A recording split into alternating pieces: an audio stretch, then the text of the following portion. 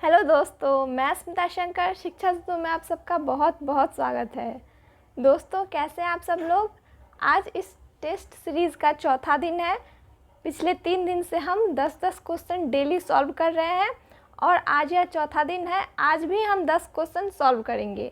तो दोस्तों, आज हम सीडीपी के क्वेश्चन के साथ कुछ हिंदी के भी क्वेश्चन सॉल्व करेंगे, क्योंकि आप में से कुछ लोगों ने कहा था कि और भी सब्जेक्ट के क्वेश्चन लाइए, इसलिए आज हम कुछ हिंदी के भी क्वेश्चन को सॉल्व करने जाएंगे। तो चलिए हम शुरू करते हैं। सबसे पहले हम यह जान लें एक बार फिर से कि यह टेस्ट सीरीज जो चल रही है वह किसके लिए है। तो यह बिहार हेडमास्टर का जो एग्ज़ाम होने वाला है उसके लिए इम्पोर्टेंट रहेगा, क्योंकि इसमें बीएड रिलेटेड सारे क्वेश्चन रहेंगे जिससे आपसे 50 नंबर के प्रश्न पूछे जाते हैं। साथ ही साथ यह बीटीटी यानी बिहार टीटी एग्ज़ाम में या फिर सभी टीटी एग्ज़ाम में, चाहे वो सीटेट हो, एमपी टेट हो, रीट हो, कोई भी टीटी का एग्ज़ाम हो, यूपी टेट, सुपर टेट, उस सब के लिए इम्पोर्टेंट है, क्योंकि हम सीडीपी के क्वेश्चन पढ़ते हैं, बीएड रिलेटेड क्वेश्चन पढ़ते हैं और जो आपके कोर्स के हैं वो सारे क्वेश्चन इसमें सॉल्व करते हैं। DSSS और KVS जैसे एग्ज़ाम के लिए भी यह वीडियो बहुत ही ज़्यादा इम्पोर्टेंट है। तो आप पूरा देखिए, रोज़ क्लास से जुड़कर 10 क्वेश्चन सीख कर जाइए। तो दोस्तों, अगर आपने अभी तक शिक्षा सिंधु को फेसबुक पे, इंस्टा पे फॉलो नहीं किया होगा तो आप कर सकते हैं। और यह जो क्लास रहती है उसका PDF आपको टेलीग्राम पे शेयर कर दिया जाता है। तो अगर आप अभी तक ज्वाइन नहीं किए हैं टेलीग्राम ग्रुप तो जल्द ज्वाइन कर लें। दोस्तों, आज का पहला क्वेश्चन है, भाषा विकास का सिद्धांत किसने दिया था। तो अगर ऑप्शन देखिए तो ऑप्शन है चॉम्स्की ने, चॉम्स्की है इनका नाम, चॉम्स्की ने, जॉन ड्यू ने, स्किनर ने या फिर गुड ने। तो इसका सही आंसर है चॉम्स्की ने। दोस्तों, चॉम्स्की ने 1959 में भाषा विकास का सिद्धांत दिया था। चॉम्स्की ने कहा था कि बच्चे का जब जन्म होता है उसी समय से बच्चे के अंदर भाषा ग्रहण करने की क्षमता होती है, जिसके लिए इन्होंने एक वर्ड का एक कहा है LAD, लैड, यानी लैंग्वेज एक्विजिशन डिवाइस होता है बच्चे के पास जब बच्चा जन्म लेता है तब। चॉम्स्की में आप याद रखें कि चॉम्स्की ने बात की है लैड की, और साथ ही साथ इन्होंने बात की है यूजी यानी यूनिवर्सल ग्रामर। जब बच्चा जन्म लेता है और धीरे धीरे अपनी भाषा सीखता है तो उसे ग्रामर सिखाने की ज़रूरत नहीं पड़ती। अगर कोई लड़का है तो वह अपने आप कहने लगता है कि मैं खेल रहा हूँ, मैं खा रहा हूँ, या फिर लड़की अपने आप कहने लगती है कि मैं खा रही हूँ, खेल रही हूँ। बच्चा खेल रहा है या फिर लड़की खेल रही है, या उसको सिखाना नहीं पड़ता कि तुम लड़की हो तो रही बोलो या फिर तुम लड़का हो तो रहा बोलो। यानी बच्चे के अंदर यूनिवर्सल ग्रामर खुद होता है। इस दोनों बात LAD और UG की बात की है चॉम्स्की ने, और उन्होंने कहा है कि बच्चे के अंदर भाषा अधिग्रहण करने की क्षमता जन्मजात होती है। अगला प्रश्न है, प्रगतिशील शिक्षा के प्रतिपादक कौन है। तो ऑप्शन है फ्रोवेल, जॉन ड्यूई, स्किनर या फिर गुड। तो दोस्तों, इसका सही उत्तर है जॉन ड्यूई। यह प्रगतिशील शिक्षा के प्रतिपादक है। सबसे पहले प्रगतिशील शिक्षा की बात इन्होंने ही की है।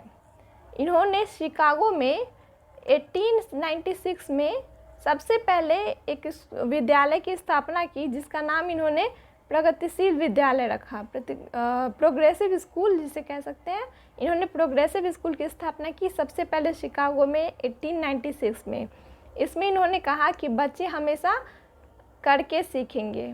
इससे पहले यह बस एक सिद्धांत था, लेकिन इसे पहली बार लागू इन्होंने ही किया कि बच्चे करके सीखेंगे कुछ। इसमें इन्होंने कहा कि शिक्षक जो होंगे प्रगतिशील स्कूल के, वह सिर्फ एक फैसिलिटेटर होंगे, यानी सहायक के रूप में रहेंगे, बच्चे की सहायता करेंगे कुछ सीखने में। अगला प्रश्न है, सामाजिक सांस्कृतिक विकास के सिद्धांत के जनक कौन है। तो दोस्तों, ऑप्शन है वाइगोत्स्की, जीन पियाजे, पावलोव या थॉमसन।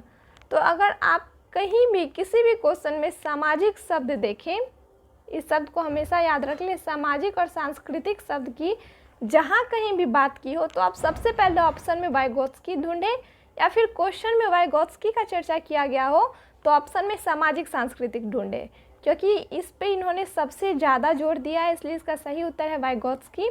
वाइगोत्स्की कहते हैं कि बच्चे जो कुछ भी सीखते हैं वो अपने समाज में रह के सीखते हैं, अपने साथी से सीखते हैं या फिर अपने से ज़्यादा नॉलेज वाले के साथ सीखते हैं, जिसके लिए इन्होंने एक वर्ड का प्रयोग किया है जिसे कहते हैं मोर नॉलेजेबल अदर। अपने से ज़्यादा नॉलेज वाले से बच्चे हमेशा अपने समाज के साथ रहकर सीखते हैं। इसके लिए वाइगोत्स्की ने एक और बात कही है जिसे कहते हैं समीपस्थ विकास का क्षेत्र, यानी ZPD, zone of proximal development की बात भी वाइगोत्स्की ने की है। इसमें कहा गया है कि बच्चे जो खुद सीखते हैं या फिर बच्चे जहाँ तक प्रगति खुद कर पाते हैं और दूसरे की सहायता से जहाँ तक पहुँच पाते हैं, जो कुछ सीख पाते हैं, उस दोनों के बीच के गैप को जोन ऑफ प्रॉक्सिमल डेवलपमेंट कहते हैं। यह वाइगोत्स्की का थ्योरी आपको डिटेल में पहले पढ़ा दिया जा चुका है, आप देख सकते हैं। अगला प्रश्न है जॉन डीवी द्वारा समर्थित लैब विद्यालय के उदाहरण। जॉन डीवी के बारे में हम अभी कुछ पढ़े हैं, वैसे ही आपसे पूछा गया है कि लैब विद्यालय के उदाहरण कौन से हैं जिनका समर्थन किया है किन्होंने, जॉन डीवी ने। तो इसका ऑप्शन है पब्लिक विद्यालय, सामान्य विद्यालय, प्रगतिशील विद्यालय या फिर फैक्ट्री विद्यालय। तो दोस्तों जॉन डीवी ने जिस विद्यालय का समर्थन किया है लैब विद्यालय, उसका उदाहरण प्रगतिशील विद्यालय है, यह हम अभी पढ़े हैं। और इस विद्यालय की खासियत यह है कि इसमें बच्चे करके सीखते हैं, यानी बच्चे इसमें दो तत्व को मेन माना गया है। एक कहा गया है मेन तत्व कि बच्चे का जो इंटरेस्ट होगा किसी चीज़ में, बच्चे की रुचि को, और बच्चा जो कुछ भी सीखेगा बच्चा वह प्रयास से, यानी रुचि और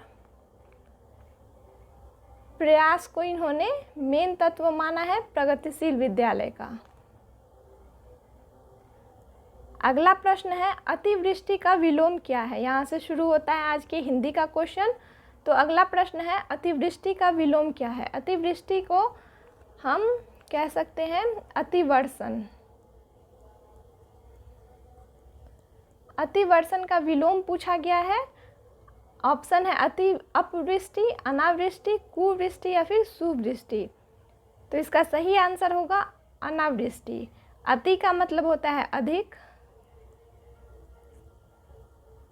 और वृष्टि का मतलब वर्षा, यानी अत्यधिक वर्षा को अतिवृष्टि कहते हैं और कम वर्षा को अनावृष्टि कहते हैं। अगला प्रश्न है अमर का विलोम क्या है। अमर का मतलब होता है अ का मतलब होता है नौ और मर मतलब नौ मरने वाला, नौ मरने वाले को कहा जाता है अमर। अमर का विलोम पूछा गया है। ऑप्शन देखिए, ऑप्शन है अमरत्व, अंत, नश्वर या फिर अक्षम्य। तो इसका सही उत्तर होगा नश्वर। नश्वर अमर का विलोम शब्द है। आपसे समानार्थी शब्द पूछा जा सकता है, आपके एग्जाम में विलोम शब्द पूछा जा सकता है कि किस शब्द का विलोम क्या है। ऐसे ही अगला प्रश्न है कि संयुक्त व्यंजन से रिलेटेड कि इस ऑप्शन में कौन सा व्यंजन संयुक्त व्यंजन है। पहला ऑप्शन है अक्ष, त्र या ज्ञ, दूसरा है अक्ष, प, क, तीसरा ऑप्शन है अक्ष, त्र, श और चौथा ऑप्शन है अक्ष, त्र या ज्ञ। इस चारों ऑप्शन में से किस ऑप्शन में संयुक्त व्यंजन है। तो सबसे पहले हम जान लें कि व्यंजन संयुक्त व्यंजन कौन से होते हैं। तो दो व्यंजन को मिलकर जो व्यंजन बना रहता है उसे संयुक्त व्यंजन कहते हैं। तो यहाँ हम देख सकते हैं कि पहले ऑप्शन में तीनों संयुक्त व्यंजन है, तीनों व्यंजन। और कैसे संयुक्त व्यंजन है वो मैं अभी नहीं बताऊंगी क्योंकि अगला क्वेश्चन इसी से रिलेटेड है। सबसे पहले हम वर्ण के बारे में कुछ बातों को जान लें कि उच्चारण के आधार पर वर्ण 52 होते हैं। इसमें 11 होता है स्वर और बाकी 41 होता है व्यंजन। और ऐसे ही आप में से कुछ जानते होंगे कि वर्ण 56 होते हैं। तो 56 वर्ण होते हैं लिखने के आधार पर। लिखने के आधार पर वर्ण 56 होते हैं जिसमें 11 स्वर होते हैं और 41 व्यंजन होते हैं और बाकी जो 4 बचे वह होते हैं संयुक्त व्यंजन। तो पहला ऑप्शन सही है इसका, अक्षौत्रज्ञ। कैसे सही है यह हम अगले क्वेश्चन में देखते हैं। संयुक्त व्यंजन अक्षौ बनता है किससे? तो ध्यान से देखिए ऑप्शन कि किस से मिलकर संयुक्त व्यंजन बनता है। पहला ऑप्शन है क और श से, दूसरा क और य से, क और छ से, या फिर छ और अ से। तो दोस्तों सही उत्तर होगा अक्षौ बनता है क और श से मिलकर। इस दोनों के मिलने से बनता है अक्षौ।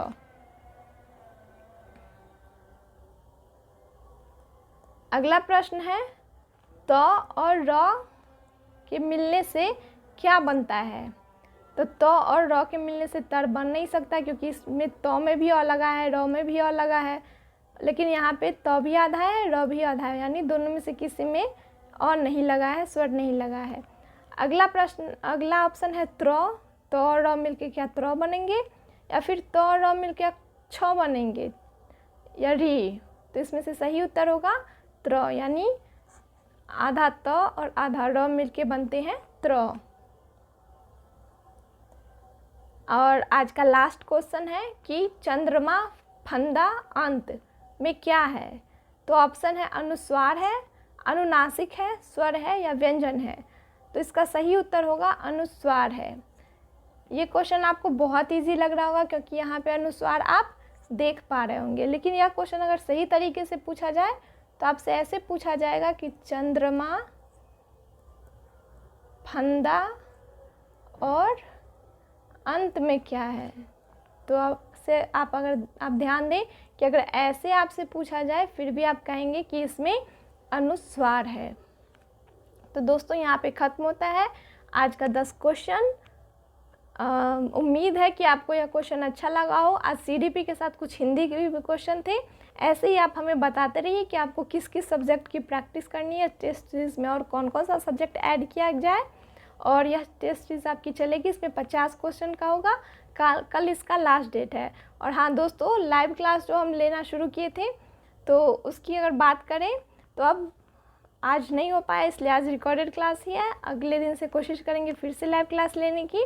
और आप अगर अभी तक शिक्षा सिंधु को नहीं फॉलो किए तो आप कर सकते हैं। कैसा लगा आपको आज का सेशन? इसको लाइक, शेयर और सब्सक्राइब करके ज़रूर बताइएगा। अपने दोस्तों के साथ ज़रूर इसे शेयर करिएगा अगर आपको पसंद आया हो। और देखने के लिए धन्यवाद।